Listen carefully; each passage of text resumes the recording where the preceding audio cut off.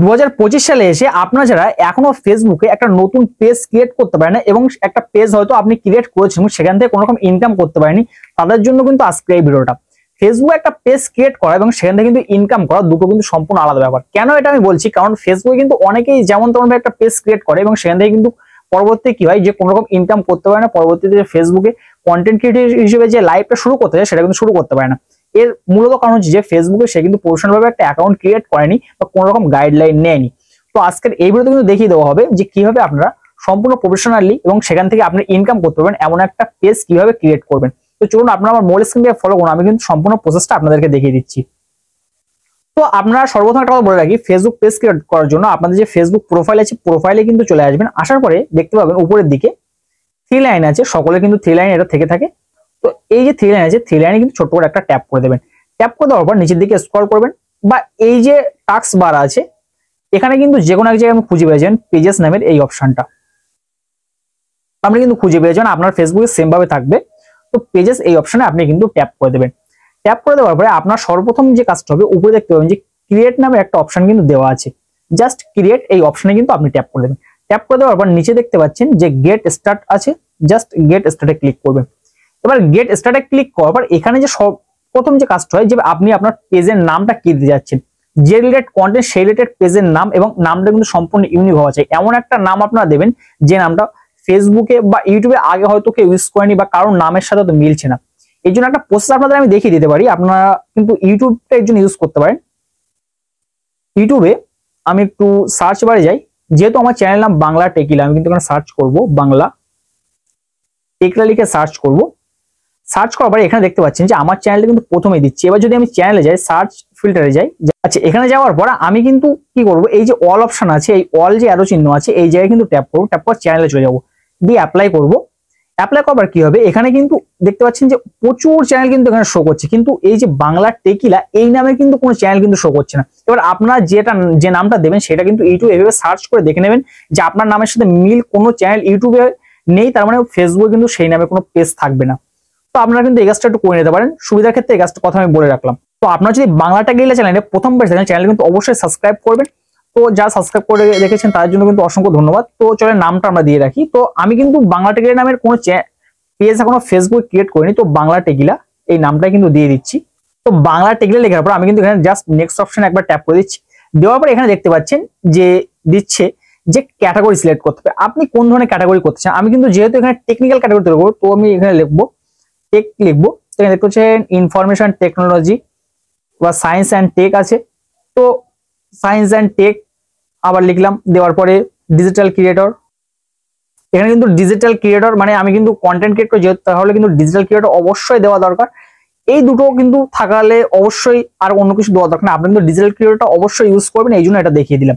দেওয়ার পরে আর কিছু করার দরকার না, আপনারা নিচে দেখতে পাবেন যে ক্রিয়েট নামে একটা অপশন দেওয়া আছে, জাস্ট ক্রিয়েট এই অপশনে কিন্তু আপনারা ট্যাপ করে দেবেন। তো আমি কিন্তু ক্রিয়েট এই অপশনে কিন্তু জাস্ট ছোট্ট করে একটা ট্যাপ করে দিচ্ছি। ক্রিয়েট অপশনে ট্যাপ করে দেওয়ার সাথে সাথে এখানে কিন্তু একটু প্রসেসিং হবে, কেননা আমার পেজটা কিন্তু এখান থেকে সম্পূর্ণভাবে তৈরি হচ্ছে। এবার এই পেজটা কিন্তু প্রচুর গুরুত্বপূর্ণ, কেননা ক্রিয়েট অপশনে ক্লিক করার পর এই অপশনটা কিন্তু আপনারা অনেকেই বুঝতে পারেন যে কোনটা সিলেক্ট করবেন। এখানে দুটো অপশন আমি একটু বুঝিয়ে দিচ্ছি। এখানে কিন্তু দেওয়া আছে promote your products or service, আপনি কি এখানে বিজনেস ক্ষেত্রে বা আপনার কোনো জিনিসপত্র বিক্রি করার জন্য এই পেজটা তৈরি করতে যাচ্ছেন, না create and content connected with fans, না আপনি এখান থেকে একটা পেজ তৈরি করে এখান থেকে আপনার ফ্যানদের সাথে যুক্ত হয়ে এখান থেকে ইনকাম করতে যাচ্ছেন। তো যেহেতু আপনি এখান থেকে একটা কন্টেন্ট ক্রিয়েটিং পেজ তৈরি করবেন, মানে ভিডিও আপলোড করে সেখান থেকে আর্ন করার চিন্তা ভাবনা করছেন, তো অবশ্যই আপনাকে নিচের অপশনটা কিন্তু সিলেক্ট করতে হবে। সিলেক্ট করার পর আপনি কিন্তু নিচের কন্টেন্ট অপশনে ক্লিক করবেন, দেখতে পাবেন যে এখানে কিন্তু আপনার ফেসবুক পেজটা কিন্তু প্রফেশনালি তৈরি হয়ে গেছে। এবার নেক্সট অপশনে ট্যাপ করবেন। ট্যাপ করে এখানে বলছে আপনার ফেসবুকে যে ফ্রেন্ডরা আছে তাদের কাছে কি আপনি ইনভাইট করতে চান, যদি ইনভাইট করতে চান তাহলে কিন্তু ইনভাইট ফ্রেন্ডে ক্লিক করতে পারেন, অথবা আপনি নেক্সট অপশনে ট্যাপ করে দেবেন। আচ্ছা এর পরের পেজে যেটা আছে সেটা হলো যে আপনি যাদেরকে আপনার ফেসবুক পেজে ফলো করে রেখেছেন তাদের কাছে কি আপনি সাজেশন হিসেবে আপনার পেজটা পাঠাতে চাচ্ছেন সেটা কিনা। তো আপনার ওরকম কিছু করার দরকার নেই, জাস্ট নেক্সট অপশনে ট্যাপ করবে, সামনের দিকে এগিয়ে যাবেন। তারপরে যে অপশনটা আছে stay format about your page, এবার এই যে অপশনটা চালু করা আছে page notification on your profile, আপনি কি এই পেজের নোটিফিকেশন গুলো আপনার পেজে নিতে যাচ্ছেন কিনা সেটা কিন্তু যদি নিতে চান, বা পেজে যে আপডেট গুলো আসবে কে ফলো করলো বা নোটিফিকেশনে কিছু পাঠালো কমেন্ট, সেগুলো যদি আপনার ফেসবুক প্রোফাইলে নিতে চান তাহলে কিন্তু এই অপশনটা অবশ্যই অন রাখবেন। আর নিচে যে অপশনটা আছে marketing and promotional emails your page, আপনি কিন্তু এই অপশনটা কিন্তু অন করে দেবেন অবশ্যই। এই পরপর দুটো অপশন কিন্তু আপনারা অন করে দেবেন। অন করে দেওয়ার পর জাস্ট নিচের ডান অপশনে কিন্তু ট্যাপ করে দেবেন। ট্যাপ করে দেওয়ার পর দেখতে পাবেন যে আপনার ফেসবুক যে পেজটা আছে সেই পেজটা কিন্তু প্রফেশনালি তৈরি হয়ে যাবে। তো এখানে কিন্তু প্রফেশনালি আমাদের একটা ফেসবুক পেজ ক্রিয়েট হয়ে গেল। এবার ফেসবুক পেজটা ক্রিয়েট হয়ে যাওয়ার উপরে দিয়ে দেখতে পাবেন যে 3 লাইন আছে, জাস্ট এই 3 লাইনে এই অপশনে কিন্তু ট্যাপ করবেন। 3 লাইনে ট্যাপ করার পর এখান থেকে প্রোফাইল যে আইকনটা আছে, জাস্ট এই প্রোফাইল এই আইকনে কিন্তু আপনারা ক্লিক করে দেবেন।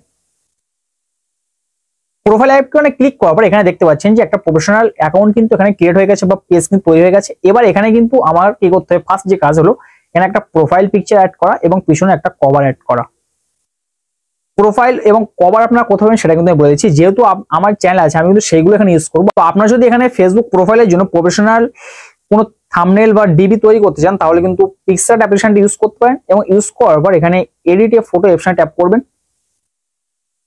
ট্যাপ করার পর এখান থেকে একটা ফটো যেহেতু আমি মিনিমাম সিলেক্ট করছি, এবার যে সাইজের ফটো দরকার টুলস অপশনে যাবেন, নিচে টুলস অপশনে গিয়ে এখান থেকে দেখতে পাবেন যে ক্রপ অপশন আছে, ক্রপ অপশনে ট্যাপ করবেন। ট্যাপ করার পর আপনার যে সাইজ দরকার, এখানে আমি বলে রাখি দেখতে পাচ্ছেন নিচে দিয়ে কিন্তু অপশনগুলো দেওয়া আছে, কভার অপশন দেওয়া আছে, আমি কভার অপশন দেওয়া আছে একটা, আপনি কিন্তু কভার অপশনটা ইউজ করতে পারেন এর জন্য ফেসবুক প্রোফাইলের জন্য।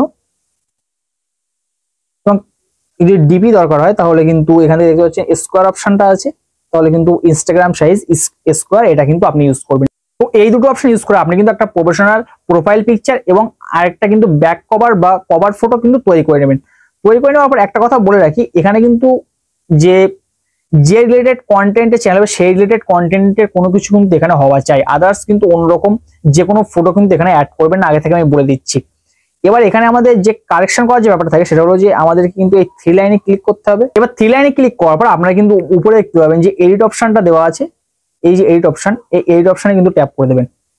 ট্যাপ করে দেওয়ার পর একটু নিচের দিকে স্ক্রল করবেন, এখানে কিন্তু আপনি বায়ো, এই চ্যানেল কোন রিলেটেড চ্যানেল বা কোন ভিডিও আপলোড করবেন সেই ধরনের কিছু বিস্তারিত 250 শব্দের মধ্যে কিন্তু লিখতে পারবেন। এখান থেকে ব্যাক করে দিচ্ছি, দেওয়ার পর এখান থেকে নিচের দিকে আপনি দেখতে পাবেন যে অ্যাবাউট ইওর ইনফরমেশন আছে, অ্যাবাউট ইনফরমেশনে ক্লিক করবেন। ক্লিক করার পর এখানে আপনার সোশ্যাল মিডিয়া হ্যান্ডেল, ইউটিউবের যে লিঙ্ক আছে সেই লিঙ্কটা কিন্তু এখানে ইউজ করতে পারেন। কোনো যদি ওয়েবসাইট আপনি তৈরি করে থাকেন তাহলে কিন্তু সেটা এখানে দিতে পারেন, আপনার বাড়ি দিতে পারেন, এগুলো কিন্তু দেওয়ার দরকার, জাস্ট এই দুটো অপশন আপনারা কিন্তু ইউজ করতে পারেন। এই দুটো কাজ আপনারা করে এখান থেকে কিন্তু সেভ করে দেবেন। দেওয়ার পরে দেখতে পাবেন যে আপনার প্রফেশনাল একটা অ্যাকাউন্ট কিন্তু তৈরি হয়ে গেছে। আশা করছি আপনাদের সম্পূর্ণ ব্যাপারটা বুঝতে পেরেছি। এবং একটা কথা বলে রাখি, ফেসবুক কিন্তু যতই আপনি পেজ ক্রিয়েট করেন না কেন আপনারা কিন্তু কোয়ালিটিপূর্ণ কন্টেন্ট আপলোড করতে হবে, তবেই কিন্তু ফেসবুকে আপনি গ্রো হতে পারবেন এবং ফেসবুক থেকে কিন্তু পরবর্তীতে ইনকাম করতে পারবেন। আশা করছি সম্পূর্ণ ব্যাপারটা আপনাদেরকে আমি বুঝাতে পেরেছি। আজকে আপনাদের সাথে ছিলাম আমি ইসমাইল, দেখা হচ্ছে পরবর্তী কোনো ভিডিওতে। ততক্ষণ ভালো থাকবেন সবাই, সুস্থ থাকবেন সবাই, আল্লাহ হাফিজ।